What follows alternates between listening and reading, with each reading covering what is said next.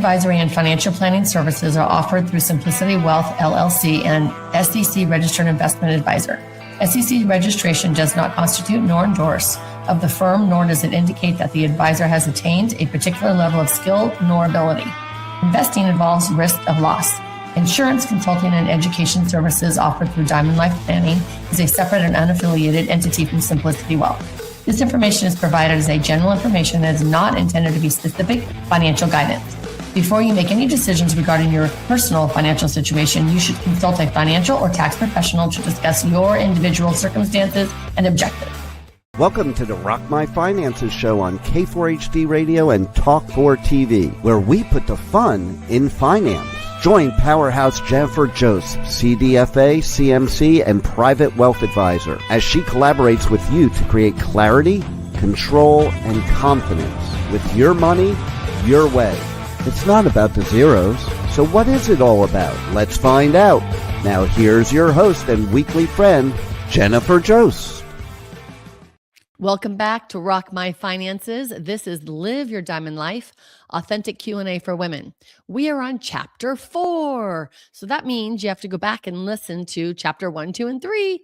So what I've done is over decades of meeting with thousands of people and having financial questions and grief questions and divorce questions and all kinds of different questions.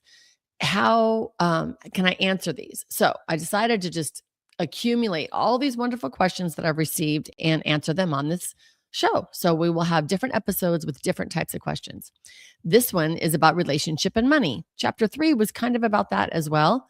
So if you want more of it after this episode, go check out Chapter 3. So number 1 question. When should couples talk about debt and financial history? Good question. So this would be when someone's dating or getting to know someone. So these conversations usually happen once a relationship becomes more committed. So I know now, being where I'm at right now, people are waiting longer to have the sex, right? They're not just jumping into bed right away, especially if they want a long-term relationship.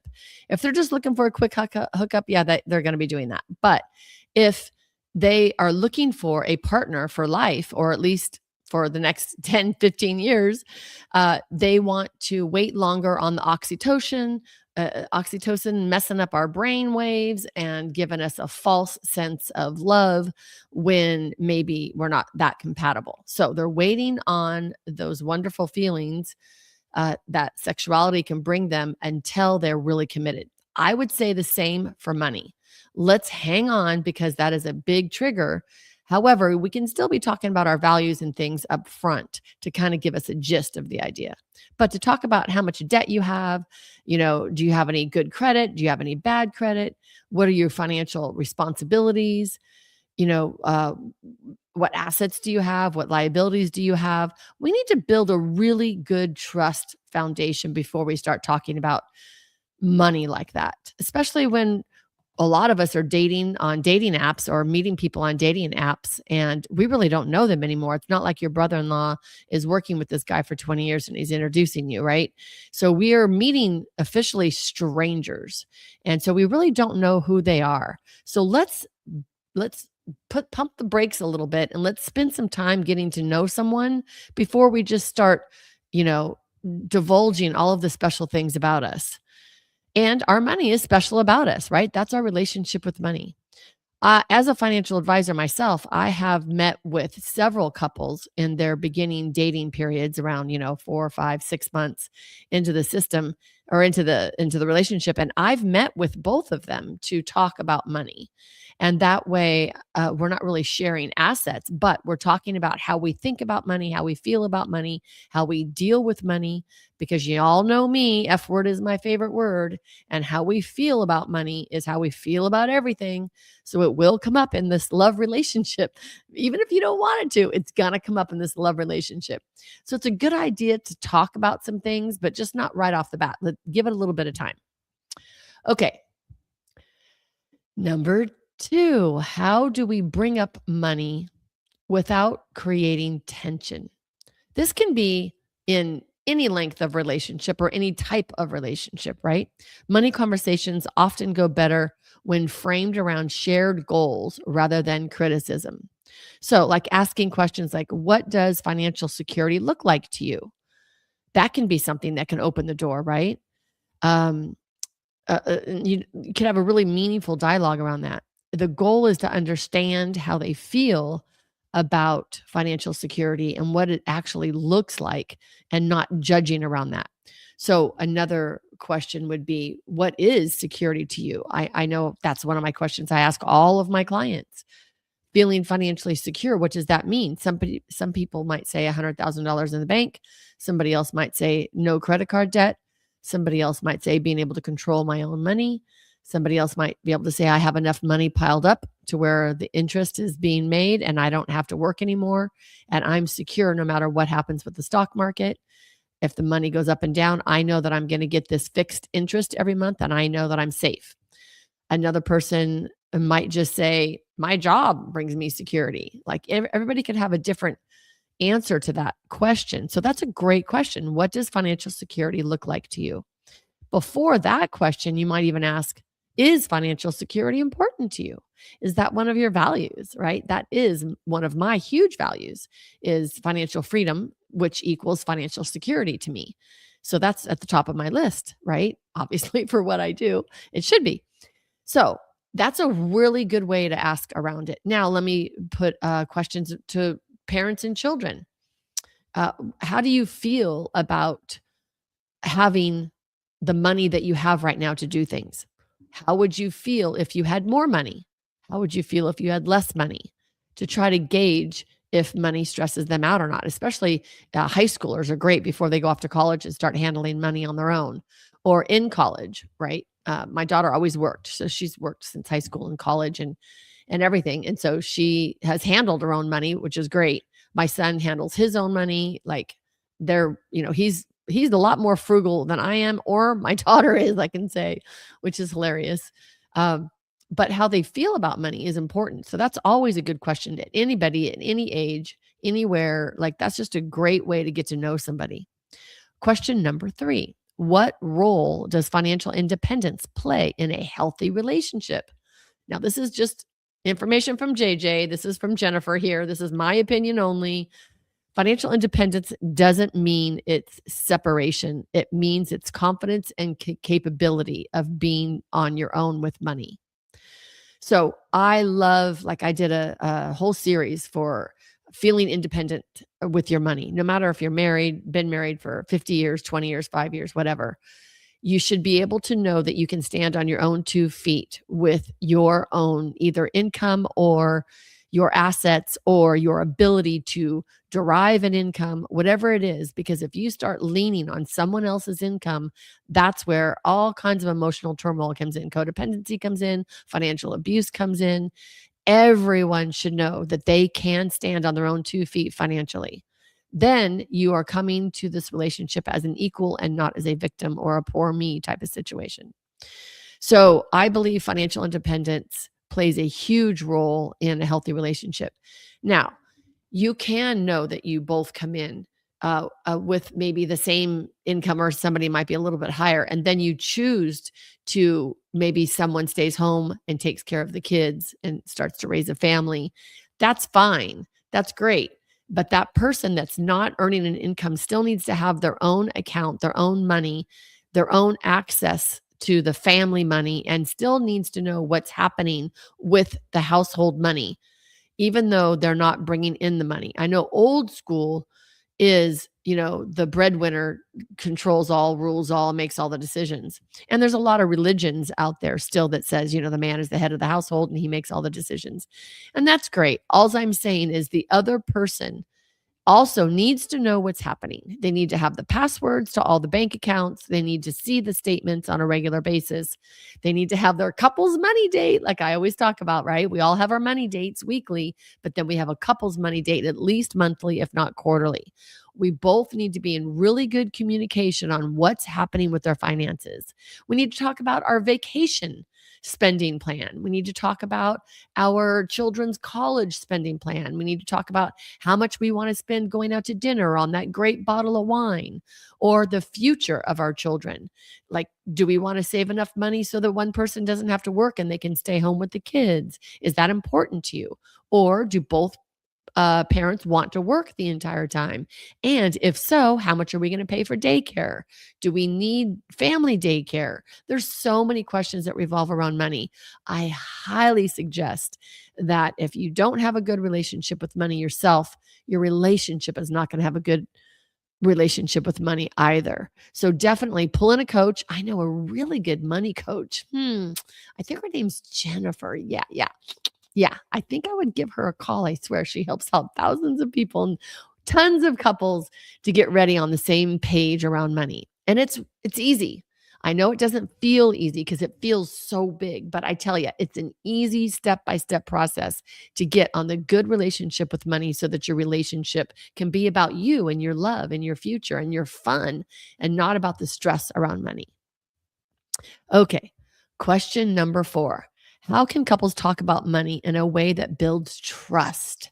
Now, when we are just starting dating, we don't have that trust, right? We're just learning this person. So trust grows when money conversations are consistent, respectful, and transparent.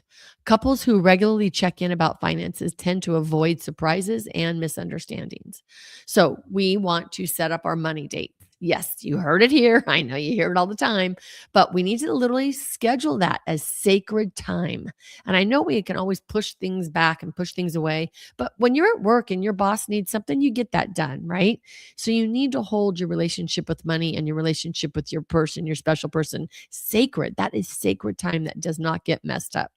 So we need to talk about money on a consistent basis. You can pick the time. You can pick the weekly, monthly, quarterly, nothing more than that. I mean, we all have to do it every time around our taxes, right? Right now, this happens to be March. So we're getting ready for our tax time. I just submitted all mine to my CPA, which is awesome. Feels so good. So I get a little pat on my back because I actually accomplished something. And that feels really good too. And when we're having that conversation with our special person about money, and it tends to go a little bit more negative, stop, take a breath, walk away for a minute, say, I'm going to need a 10-minute walk around the block. I'm going to go walk the dog. I'm going to go take a hot shower. I'm going to go jump in the pool, whatever it takes. I'm going to go have a cup of coffee and then come back to the conversation. But really, during that time, it's not just about walking away and going, oh my God, they're so stupid. No, and put them down and put it all on them. Your time to walk away, always in every fight, is reflection upon how you can do better. So when we take a break and walk away, it's coming. My question to me is, what is that really about? It's never about what we think it is, and it's never about the money. It's about what's underneath my relationship with money. So what am I really feeling here? And what I'm usually feeling is I'm not perfect, or I'm less than, or I've made a mistake, or I'm afraid I'm going to make a mistake, or I feel bad about the future. Or I'm sorry, I feel bad about something I've done in the past, and I'm bringing that forward to this conversation. So it's always good to step away, take a breath, and say, okay, what am I really bringing to this conversation? And how can I say, you know what? I forgive myself for the past. Let me just know that everything's going to be fine. The universe has got my back. Everything's always working out for me. And step forward into the conversation of what I really want done. And usually there's a saver and a spender, right? And if the saver can speak consistently, coherently, and without put downs, the spender is going to hear the saver. They're going to hear them on, I'm just really nervous about spending this much money. And I'm nervous because I want to do this, this, and this. And I'm not going to be able to do that if we spend too much here. And it's keeping it with I messages, keeping it in the feeling level, keeping it from the heart level, keeping it like, you're wrong. You're spending way too much money. I can't believe you're doing that. No. It's I feel nervous because I'm afraid we're not going to have enough money to go do this or go do that. Does that make sense? So it's a lot of different ways that we can build trust. And the more conversations you have without blaming and judgment the other person, the more trust builds. And once we have a lot of trust, it's like overflowing in our bucket, right? We are just overflowing in our bucket. It's amazing. Okay, question number 5. What financial conversations should happen before moving in together or even getting married? Couples benefit from discussing income, debt, spending habits, financial goals, and expectations for managing money together. Also, financial advisors can help with this, y'all, and money coaches. Just saying, I help couples get organized all the time. How are we going to start with this? We have our spending sheet. We have our ideas of where our bills are now. We set up our money dates. We want to talk about everything. We want to talk about, okay, the wedding. The wedding could be very expensive. Do we want to spend that much money on the wedding, or do we value assets more? Do we want to go buy a rental house for property income later? Do we want to buy a business? Do we want to start a business? Do we want to buy a house first? What do we want? Do we want to make sure all of our debt is paid before we buy a house? Then, if you're choosing a couple that's having children, then that's a conversation to have. Is it a couple with college debt still, education debt that they need to have that paid off? There's lots of different conversations that we can have, remembering not from judgment, not from blame, but from I messages and how I feel, which is why we all need to know our relationship with money before we jump into a couple, before we jump into living together. Living together is a little bit easier because you need to be able to take care of the household. Do we want to have a joint account? So when I lived with my last husband, yep, I've had 3, y'all, and I might not be done. We'll see how it goes. But I just did an episode on Akashic Records. You guys should check that out. It's with Kelly Jones. I recorded that episode. It was amazing. And she said that my Akashic Soul records say that I'm good right now. And I feel really good about being single right now because I'm very busy birthing this amazing destiny that I have for help, I think, empowering women. And I choose to do that around money. So you're in the right place. Anyways, so knowing that when I did move in with my last husband, we did have a joint household checking account as well. And so then we both contributed to that household checking account. So that household checking account paid for groceries around the house, dinners out, vacations that we wanted to do together. So it was kind of like our relationship account. And then I had my money, he had his money, we had independence. Then if you wanted to buy each other a gift, you didn't know, where that was coming from or anything like that, which was very nice. But we also contributed together to the household financially. And we both put in the equal amount each month, which felt very good. So we had independence and we had autonomy and we had a relationship that was very important. And we paid our relationship, right? We gave our relationship money. Okay. Question number 7. What if someone was financially hurt in a past relationship? Okay. Ding, ding, ding. That's a great question. Financial betrayal can leave emotional scars 100%. A money coach can help with someone processing that experience and rebuild confidence, while a financial advisor can help create safeguards that provide security moving forward. Okay. Basically, what that means is I'm here to help y'all for sure. We want to make sure that you're not bringing your past into this relationship. We want to look at what happened in the past, what we would have done different, and what we would do different moving forward so that you are independent in this new relationship with money and this new person. So we don't bring our past hurts in, even though we are all an accumulation of our experiences in every relationship. And if we've been betrayed in the past about anything, we tend to bring that in our money relationship. So we really do want to look back at our past. So I picture us driving in a car together. Okay, y'all, we're sitting in a car together. Mine happens to be a convertible because that's just the way I'm rolling right now. And we are sitting together. I'm in the passenger seat. You're in the driver's seat. And we're looking through the windshield. Now, we have a rear view mirror for you to glance at to tell me about the past. We need to look at the past so that we can find out where it's coming from. But then we're going to heal that, release that, forgive that, and we're going to keep looking through the windshield moving forward. So we need to know where the past hurt came from, release that, throw it out the top of the convertible top and just get rid of that past because it's not there anymore. And we're going to keep looking through the windshield with new processes, new thoughts, new experiences, and new behaviors. So we can always get through a past hurt for sure. I mean, I've met a lot of people that have been absolutely, utterly screwed in their divorces. And unfortunately, there's always one side that's, I shouldn't say always, because since I'm a certified divorce financial analyst, we've had a lot of great separations that each side did have to compromise. You're never going to get everything you want, but they felt okay with walking away and still raising their kids as co-parents, which is my most important thing. Is I want to make sure that the parents can still talk to each other if there's kids involved. So that's the most important thing in a divorce with kids. So we can get past those past hurts and say, okay, I was a different person back then. I'm a different person than I am now. I would react differently. That wouldn't happen to me now because I would be stepping up differently. So we can absolutely get rid of those past hurts. A lot of people, we meditate, we have prayer, we have retreats that we go to, and all kinds of things just to release the past. Does that make sense? Okay, number 8. What is the healthiest mindset for couples approaching money together? I love this. The healthiest mindset is seeing money as a shared tool rather than a source of control or conflict. When couples view finances as a way to support their values and goals and future together, money becomes something that strengthens the partnership rather than divides it. So when I go into a household and I meet with people, I still go to their houses. I love it. I love it because then I get to see how they live. All their papers are there and it's easier to answer any questions I might have. I have them do a mission statement for their household and put it on the refrigerator. Like we do mission statements for new businesses and things like that. But each relationship should have a mission statement. We should have a values list. I have a values list. You have a values list. And we have a values list together. What do we want our relationship to value? I am one of my values is service. I really do believe in service.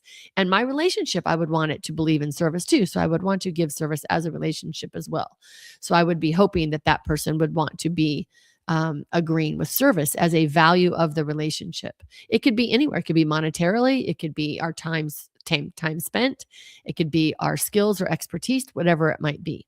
So come to it as a source of just a shared tool. Money is just what our country created, our world created to get things done, right? I share money with you. You share time with me. I share money with you. You give me goods and services. That's all it is.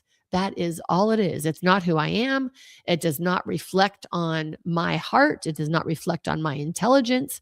It does not reflect on how much good and love I can give someone. It actually just reflects as a tool for me to share goods and services. That's all it is. So let's not put too much importance on money, even though it's my career, but that's okay.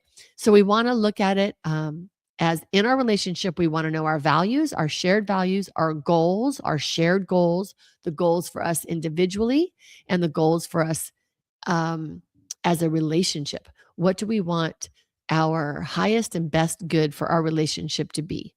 And if you can talk about all of that and trust each other, do it holding hands, do it in a hot tub, do it in the swimming pool, do it while you're playing pickleball, do it where you're in love, having fun, so that it brings love and fun to the relationship with money in your relationship. And if you're independent like I am, then we have all the control in the world on when we want to deal with our money, right? And our money dates. And I love that. And we do it. I do it when I'm in a great mood and I'm loving and I'm having a really, really good time. I want you all to be able to schedule your money dates every week for 30 minutes. And I want you all to be able to say, I rock my finances. We appreciate you joining us today, and don't forget to subscribe to the Rock My Finances YouTube channel for more engagement and bonus content. Tell me, what is your money story? Let's find out with Jennifer right here on K4HD Radio and Talk4 TV. It's not about the zero, it's about the F word, feelings. Feelings Jennifer can't wait to explore with you next week. Until then, let's all say, I rock my finances.